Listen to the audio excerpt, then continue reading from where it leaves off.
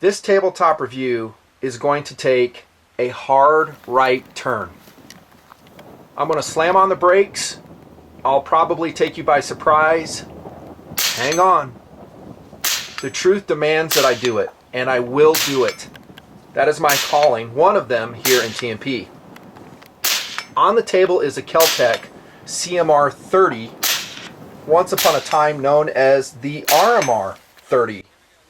It has been seen in the Nutnfancy project before, 4 years ago and 3 years ago at trade shows. We talked about it at length there. In those booth reviews, back when I used to do those things, you might have sensed my excitement of the gun. I have wanted a gun like this to be produced for, 20, 30 years. The market never had a gun like the CMR-30. I, in a series of phone calls and emails to KelTec about 8 years ago, talked about such a gun either in 17 HMR, 22 mag. I wanted a high magazine capacity, semi-auto, collapsible, survival type carbine. Lo and behold, it is finally a reality. The KelTec CMR-30 in 22 Magnum. That's the chambering currently of this currently produced version. It really is, for me, kind of a dream come true. Are you holding on? Good, because I do not recommend you buy this gun in its current form. No, I'm not kidding. I have to say that. Throughout the shooting video of this gun, you will see multiple stoppages of the CMR-30. It has some serious issues. I think I've narrowed it down to what it is. You're going to have to watch the whole video. I put a lot of work in getting it to this point. This is where it all comes together, the data, the opinions, the philosophy of use discussion, which is always fascinating here in TMP Tabletop Review.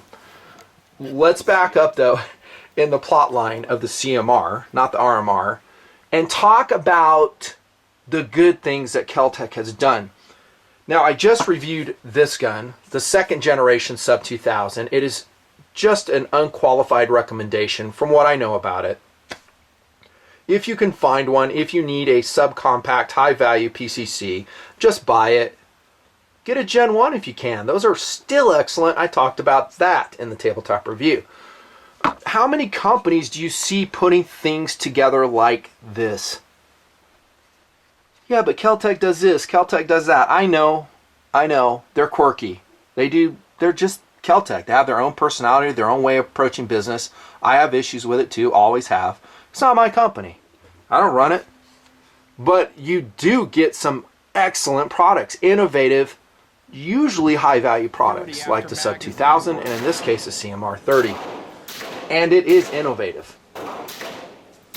How many other companies do you see making this gun on the table? So, super lightweight, naked. The KelTec CMR-30 weighs 3 pounds 17 ounces. What?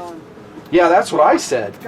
And that was one of my personal requirements for what I call a bug-out kit gun, and that's what this is. And the Papoose is in the background. We will talk about that gun. I reviewed that a month or two ago, and that's an unqualified recommendation. And we'll compare these two in the philosophy of use that matters. So let's see what this is. And this is with the 3x9 scope, which is kind of a big optic. 512, we'll call it, 511. That is a very portable survival kit option, bug out kit as I call it, option. And let's talk about philosophy of use, because it will kind of dictate how the gun was put together, how it was designed, and what good things the CMR has done. Incidentally, if the thing changes, which makes this gun excellent, you're going to see an annotation at the top of the video, the year that happens, run at the top, and I'll change my non-recommend purchase to a recommend, and I'll give you a likability scale. Incidentally, if I give it a non-recommend, that is very serious. It means the thing is so messed up, so problematic, I recommend you go spend your money elsewhere. I rarely have done that, but when I do it, it seems like everybody else goes and redoes their reviews here on YouTube, on the blogs, and they go, well, what we meant to say is this. The UTAS shotgun would be a good example. Came out with that very negative review, very truthful review, showing the evidence, and lo and behold, I think the market has shown that the gun is a fail. Has not been approved to this date. It maybe I missed it. And then everyone backpedals and go, well, we meant to say, guys are coming out with new videos. Whatever. All I know is the truth. It guides me. I'm not in the pocket of any manufacturer. I don't care. I serve my subs. We'll get to the meat of the matter. But I say that in annotation. I'll correct it. I may or may not do an updated tabletop review. I will not promise that at all. But what the KelTec CMR-30 gets right, first up, is SAWC. It is size and weight efficient. Very size and weight efficient. It uses an excellent caliber for this. Granted, 22 Magnum is heavier than 22 long rifle, but it's still lighter weight than a centerfire option, and it still hits pretty hard at 100 yards. I'm actually happy to see they chambered it in a 22 mag versus a 17 HMR. When we talk about competitive options, there are some 17 HMR semi-auto rifles coming out that I think, with their innovative gas system, not a blowback system, gas system, they've made reliable. None approach the compactness and lightweight, and actually the application as a survival rifle of the CMR-30. Yeah. So philosophy of use, we'll say first and foremost, we said it, bug out kit rifle. It's meant to be integrated into a survival system. Getting a grasp on that is actually kind of important, by the way. Here's why. Because if I'm using it as a primary defensive carbine, I think that's kind of a dumb choice. 22 Magnum's okay. It's okay, but it doesn't hit like, I don't know, like the 9mm of the sub 2K, especially if you're firing plus Ps of this gun. You know, if you get this in 40, I'd just get the 9. This dominates that. And I complain about how anemic the 9mm is in the application of a rifle. I'd much rather go with a 5.56. That's kind of a go-to, very SAWC battle cartridge. I know, 6.8, 300 blackout, but we're talking something super size efficient and cost effective that you can buy in 1,000 round lots without mortgaging your house. I don't think a CMR is a good defensive choice as a primary thing. That's why we're talking about the survival kit focus. It makes a ton of sense when you see how the gun is put together, the chambering, the magazine capacity. When you bounce off that BOK foundation, then everything makes sense. It's like you go, oh, now it makes sense. I understand. You could say the same thing about the previously reviewed PMR-30 pistol, which we liked. They shot really well in their second generation iteration. I mean, the first ones that came out, they shot with us in TNP were horrible. They were bad, and it was back to the drawing board. They made some changes. It was pretty reliable. We still had some stoppages. And then I posted that review back in October 2012, the PMR-30. How about a recreational carbine, the CMR-30? How about not? Not even close, and you might be able to guess why. That's right. 22 mag is extremely expensive. I had such a hard time finding it, and we shot most of our stocks low with other guns we've tested. This was from stock. That was from stock. We bought that new, and then we honestly had 4 boxes at our dealer. I didn't mail order, and so I had to bounce online and buy a case of this. And so it's expensive. A magazine, what we paid was $9.30 per magazine. You know, what is it?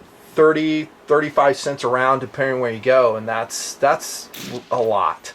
So to go out and shoot your CMR-30 just for fun doesn't make a lot of sense. I'd choose that gun. I'd choose a 22 long rifle, and both of those calibers are extremely hard to find. Still, guys and gals, when they see it, they're just buying it. They're saying, I can't wait, I gotta buy it. So it doesn't make a lot of sense recreationally. I'd say as a WROL rifle, carbine better said, we've kind of hit that. That's what bug out kit is. I really want to put the focus on game acquisition, self-defense second. Although with the magazine capacity, a harder hitting round than the 22 long rifle, a case could be made, and I'm on board with it when we're just talking rimfires, that it is a better option than a 22. And then I'd rather defend myself, you know, with a reliable CMR-30 all day long rather than the Papoose. I get it. I'm with you. But the ammunition's heavier, definitely more expensive, very hard to find, subject to change.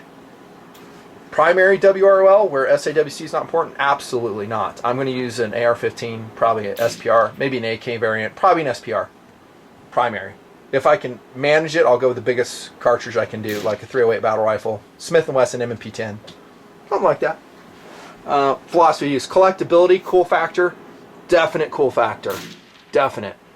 If I'm remembering this right, back in the 80s, maybe early 90s, they had a Ruger 1022 M1 carbine paratrooper stock. And I know the configurations are different, but the cachet that gun represented, and it was really hard stock to find, but when you put your, I mean, there's all kinds of stock systems for the 1022, and I get that. I mean, there's tons. I've reviewed some, and they're excellent. But I was really enamored with that M1 carbine underfolder for the 1022, if I'm remembering it right. It was super cool. This gun is kind of like that. It just has a real cool factor. You just don't see a lot like it, and the ergonomics, as we're going to see, are really, really excellent on the CMR-30. We're still talking about the good stuff. Really excellent. So maybe a dress-up gun. You know, I talked about the cat fight thing in the KelTec sub 2 cage 2nd gen vid, about how some of us, you know, submachine guns are shown, talked about. Guys get excited. This kind of looks like that. It kind of fulfills that want in guys. So second cool is what we're talking about. Enough said. Let's go point by point on things. I should say the design features of the CMR-30. Most of it is really excellent. First, you have the 16-inch barrel right here, and it is threaded. I'm running a suppressor on it right now. A little bit of slop with that washer, whatever. It's a freaking 22. Who cares? I could tighten that up if I wanted. I did most of the testing with suppressor. I did a lot of shooting with it off as well to see if it made any differences. The answer is no. Incidentally, if we talk about track record, I did some online research, which I'm doing more these days, to just see what's going on, what guys are saying. And a lot of people are complaining that putting a suppressor on a CMR-30 puts a lot more gunk in the back. It does make it a little bit dirtier, but that is not the result of the reliability issues. Spoiler alert, it's not. I don't care what anybody says, and there's long discussions about lubrication. You got to lubricate the CMR up. We'll get to that. But I would definitely run a can on it. I would.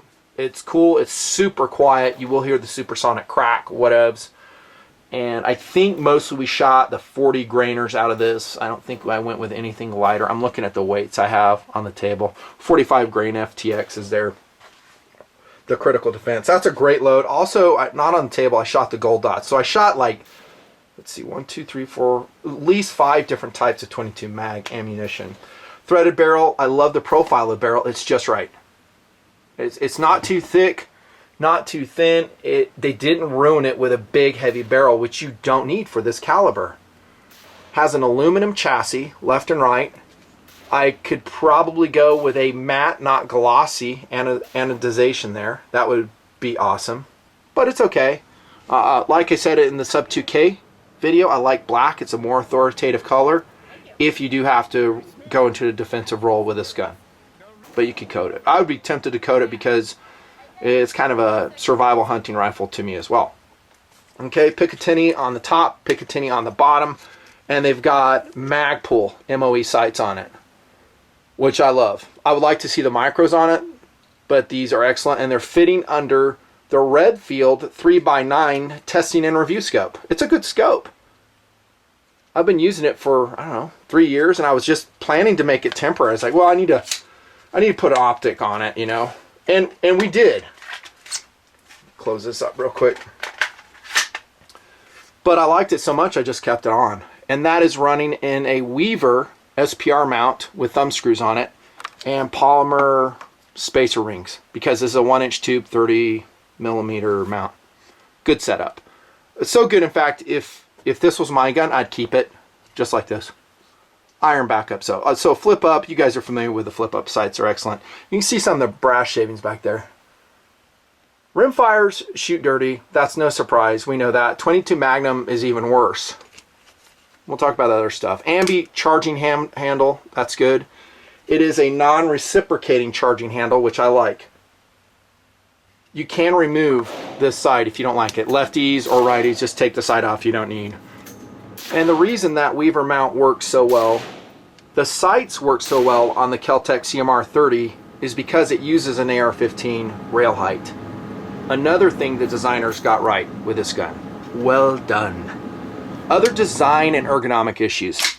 And this is kind of a negative for me, how I interfaced with the CMR-30. I was constantly thinking this was the bolt release. It seems like a logical location for it, right? From other guns we've shot, I'm coming down like this, pushing like, what's happening, what's happening? Nothing, because it's right here. That's your bolt release. This right here, the stock will come out all by itself. You don't have to push anything. But to adjust it to a different length, I think all the way out, it's a 14-inch length of pull. You just push this down and you can see the locking bar right here, hardened steel, it will go into the notches and you adjust it. But ergonomically, I was in constant confusion. I was like, why isn't that drop? Oh, duh, it's back here. Same controls you see on a PMR-30 pistol by KelTec. This whole portion actually is PMR-30 all the way, which I actually like those controls mostly. I think I have to go too far aft for the safety. I'm always wanting to sweep it up here, but you know, at least you don't accidentally disengage it. Small thing. Notice the ventilating in the Picatinny rail, and those are removable, just like the Gen 1 Sub 2000. I have an Ergo VG riding on this one. Sights top side. I would probably just leave them on. I like how they didn't put them on side. If you wanted to, you know, make this even lighter, run an optic, maybe a light, just use an offset mount, like I just showed you on this gun, the Gen 2 Sub 2K. That's a KZ brand. There's a ton of makers that make these. So you don't need side Picatinny rails. It just makes it more cumbersome than it has to be. How about the trigger on the PMR? Well, let's pull it and find out. Everybody that shot it, and I used a wide variety of people to shoot this gun, loved the CMR when it was running. We'll get to that part. They loved it. They're like, man, that's a great trigger. I think it pulls super, super light, as did the PMRs. 3 pounds, 11 ounces. Well done, KelTec. Another thing they got right. If you're going to have a super light gun, having a relatively light trigger is smart, because light guns are hard to shoot accurately. They wobble around. If I'm yanking on a trigger, that's more of this that's going on. So we talked about that. Pistol grip, all PMR. I don't mind it. I like more checkering rather than the blocky pattern. You could take care of that if you liked it or you didn't like it. Heel catch magazine, I really didn't have a problem with that. I said that in the PMR-30 review. It's the same thing, just like I said.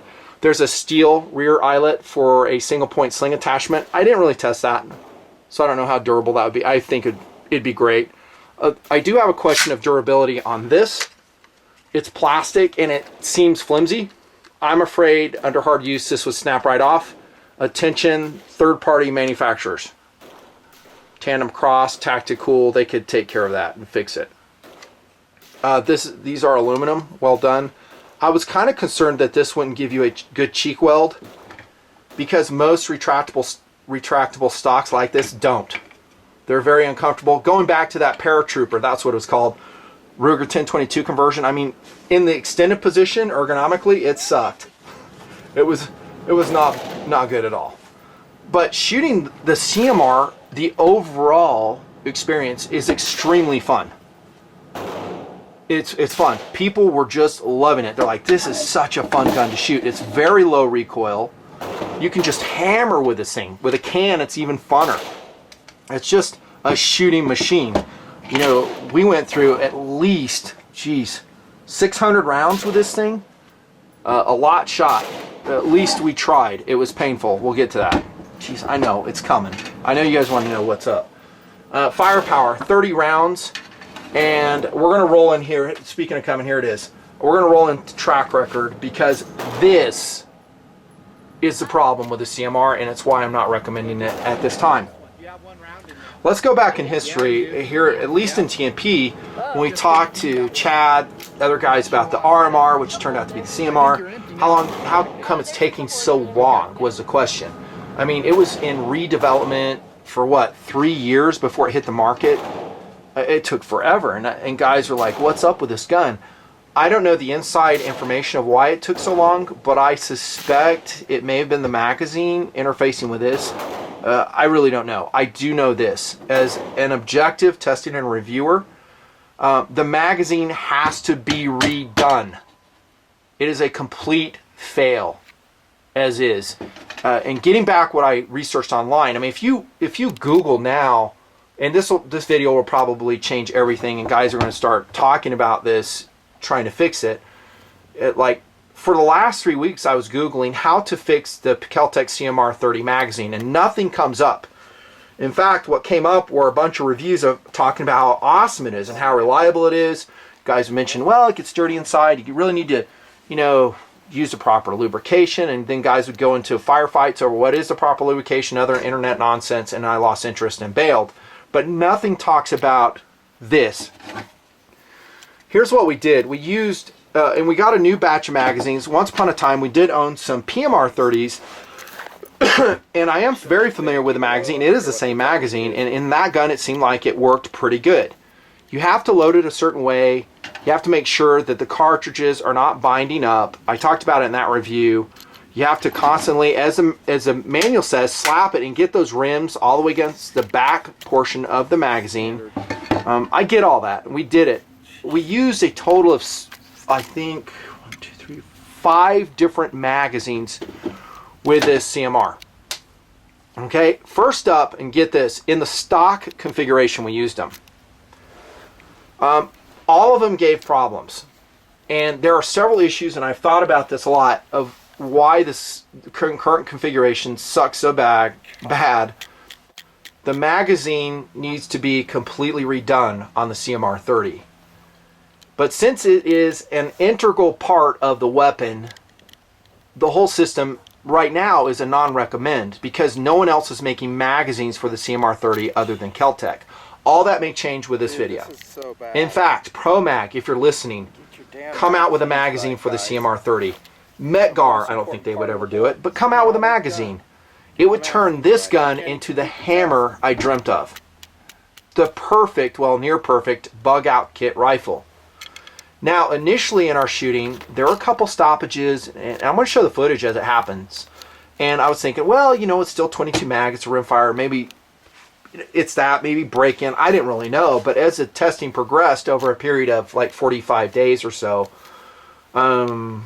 things got complicated. And I did a lot of thinking. You'll see me analyzing what's going on in the shooting. And here's what's going on, I believe, in the magazine. Number one. It's like it is made of supposedly a very stiff, I think, nylon reinforced polymer. But when you load it with 30 rounds, I think what is happening is you're going to get some bulge. And as you do this, I think the overall length here changes. So I think the cartridges are dragging inside the body. That's number one problem. Number two problem is it has a very weak spring in it. There's a reason for this, and it is because, well, it has, I'm going to take this magazine apart while we're talking. This one is the loaner. Here's that weak magazine spring I'm talking. I'm sure they spent a lot of time thinking about, well, what's the proper spring pressure? Because we want it to be able to be loaded to 30 rounds, and if it's a really strong spring, you know, guys are going to have a hard time. They're like, hey, this sucks. I hate it. And people go get pissed. They do. But they need to do something. So we're just talking about the problems, and I'm going to give my suggested fixes for it. The follower is okay, but it can bind as well. So that's a follower. Okay, and there's a mag body. What I would do to fix this magazine is, first up, I would completely redesign the follower to make it long-eared so it will not bind. The problem we saw in shooting the CMR-30 magazine-wise, and I am putting all the fault on the magazine, not the gun, just for the record, is the cartridges wouldn't feed.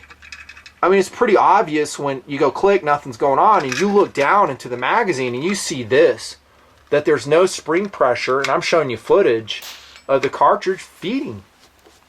Duh, that's your problem, the magazines. And it was a variety of ammunition, a variety of magazines. So don't tell me we didn't do it right. We loaded it absolutely correctly.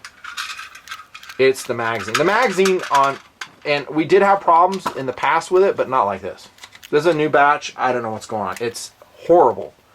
So much so that I had a very hard time, tedious time getting through all those rounds. And I was just sick of it. I was not having fun. It sucked. Fixes from the Nutnfancy project to you, KelTec, we love you, mean it, is dump this material for a magazine. Just make a steel mag that will not flex, will take the additional weight to gain reliability. Use quality steel like MechGuard does. Highly polished, blued finish, super slick on the inside, stronger magazine spring, redesign the follower, make sure that magazine body does not flex at all. What do you know? Kind of like Glock did. Now Glock years ago started steel lining their magazines so when fully loaded it would drop free. Speaking of flex, Glock dealt with this. They saw it in their early generation magazines. And they stuck with a polymer design and steel lined. You might be able to do that, but the problem is you're not dealing with rimless, you're dealing with a rimmed cartridge, and making a reliable magazine for that rimmed cartridge is rough, especially in a straight configuration so it's not bending. It could be a showstopper, and I don't know if they'll ever fix it. There might, and it is a big might, be a third party that comes out with a reliable magazine for the CMR. And I'm putting out the word now on the interweb that it needs to be done, because like I said, it would transform this. I did find that loading it to about 20 rounds increased reliability, but what the heck? I mean, if we can't load the magazines to full count, come on. I mean, I could download a couple rounds. I could see that, like 28, 27, but 20. Also, because 22 Magnum is such a delicate cartridge, you have to load, and you'll see us doing this in a very special way so you don't dent the very fragile brass case. That can cause problems. Oh, I forgot to mention this, so glad I remembered. I'm going to show it to you in fast motion. I actually spent 2 hours modifying the CMR-30 mags myself. I took them apart, looked at them, made sure there were no burrs inside. I actually sanded with 400 then 800 grit sandpaper the followers to make sure they would slide even more smoothly. Then finish them off with ultra fine steel wool. Blew everything out, then sprayed Remington dry lube in them. Yeah, all that work in an attempt to get this gun to run right. And jury said, verdict said, total fail. Didn't help at all. You know, I contacted KelTec and they're like, yo, there's a magazine mod for it and we'll send you some, and I never saw them. So I can't wait any longer. Out comes a review. And honestly, if it comes with a gun, it needs to work. Guys shouldn't have to be sanding, lubricating, just make it work. It's irritating because the gun is so excellent. I don't know, man. We'll see. So track record, I'll give a big thumbs down. Again, in annotation, I'll change it if needs be. On the internet, it's all good. It's like, one guy said, nearly a recoilless carbine with a large magazine capacity, excellent accuracy, good reliability. One guy said when it was dirty, it wouldn't cycle fully. Make sure you lube it. There's that lube discussion. And that's funny. So yeah. Accuracy though. That is the negative thing. The cat's out of the bag. No apologies whatsoever. KelTec CMR-30. This is from one of my female shooters. Did a great job. The gun is supremely accurate. That's with Winchester. There's Spear. This is her. I think her name was Abby shooting it. She did such a good job. This is her 15 yards standing, I think. Good job. It's a great gun for people recoil shy. They love it. I mean, even then it was jamming a little bit, and I was when I was first shooting it. Look at this, 25 yards, Hornady critical defense, that one I showed you. This one was shot with irons. I think scope are on the corners, I guess. I wrote a note to myself. Excellent accuracy. And then I kicked it out to 100 yards. This is a KelTec CMR-30 at 100 yards. Pretty awesome. Looks like an AR-15 to me. Better, actually. Look at this Fiocchi group. That's like MOA. I'm going to discount that flyer. That's like sub-MOA. Wow. It's lightweight, though.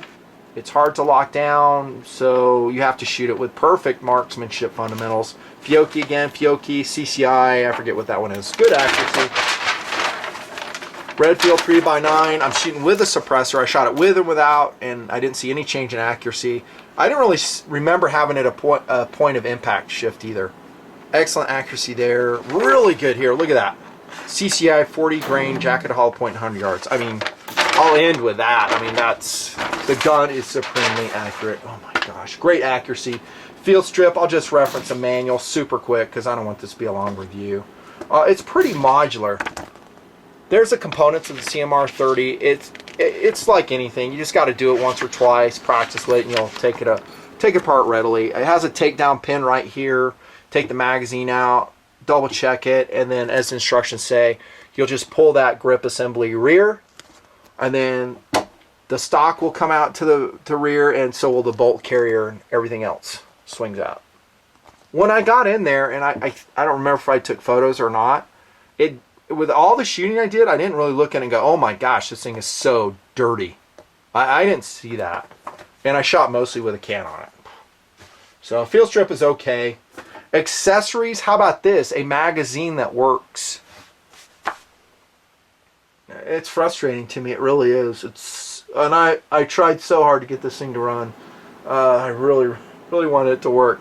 I would probably run a scope on it. Like I said, on the Papoose, which we'll talk about here in a second, it is still a pretty underpowered cartridge. So if you have to use it in a defensive role, shot placement is critical.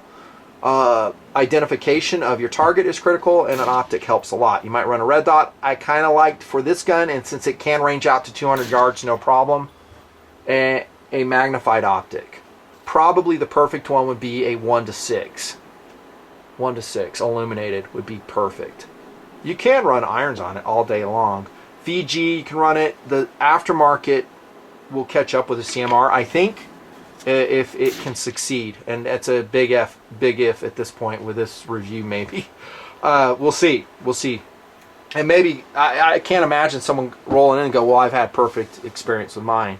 Granted, this is a sample of one, but like I said, we used a lot of magazines. It's not the gun, it's the magazines. Other stuff, like I said, a stock assembly. I don't think you need to do anything with this trigger. It's perfect. I wouldn't change much at all. How about competitive options? Now that I've shot the CMR-30 so much, initially in the Papoose review, I showed you a sneak peek at the testing of this gun, and I said in annotation, I was like, hey, the CMR is excellent. I was actually giving it the benefit of the doubt since it jammed so much. Since then, by the way, that's a barrel wrench on the stock. I will say this, the Papoose is hands down my favorite survival rifle without equivocation over the CMR. Yes, it's a less powerful cartridge. The Pro Mag 25 rounders work all day long. It's super lightweight, breaks down. I think it's primarily used for scaring people off and hunting game. That's what a survival rifle mostly does, with a tertiary use of defending your life. Could happen. I would get a Papoose. I would not go get a CMR in its magazine configuration right now. Other competitive options with more power would be as follows. Savage came out with the A17. It's a delayed blowback. I was saying gas system. I guess it's a delayed blowback. And 17 HMR. I actually like that cartridge. Dual round feed. 10 round magazine though. That kind of sucks. Has an Accu trigger. No threaded barrel. It's really a hunting rifle. It's 5.4 pounds. It's really a different philosophy of use. Magnum Research makes the Hogue. It's 4.5 pounds. That's super lightweight. It's expensive, $800. That one does have a gas system and only has a 9-round magazine. And they say only fire 40 or 50 grain ammunition only. Whatevs. CZ512 22 mag, 5 rounds, 6 pounds. Volquartsen TF uses a counterweight system in that one. 8 pounds, 7 ounces, 9-round magazine, $1,200. The Volquartsen TF, no thanks. Volquartsen Fusion, 6 pounds, 10 ounces. It might even go higher in a 22 Magnum to like 7 pounds, over 7 pounds, and it's $1,870. Crap, dude. A couple competitive options. KelTec, I want to congratulate you first off, and I'm being totally serious, for making the CMR. I mean, it is innovation at its best. The gun itself is excellent. The only thing, let's say the magazines were working, the only thing I can really say bad about the gun is this flimsy stock back here. I think this has to be fixed. Everything else I can deal with. Excellent trigger, superb accuracy. When it was running, it was fast, really fun to shoot. You could, like I said, just hammer with it. It's super quiet. It really would fulfill the bug out kit roll, the survival kit roll so well. I mean, if I had a Piper Cub in Alaska, I would take, actually no I wouldn't. I wouldn't take a CMR. In grizzly country, nah, I want to take something else. Probably I don't know, maybe a Marlin lever, maybe a bolt action rifle in a major caliber. But the CMR would be great. They get most things right on it except this. And that's my take. I mean, it is what it is, dudes. It needs to be fixed. So it's a non-recommend for now. If it changes, and I certainly hope it does, either from the aftermarket or KelTec, I'll tweet it on my page. I don't know if I'll do another tip top, but I'll come in and update this one. That's all I got to say. See ya.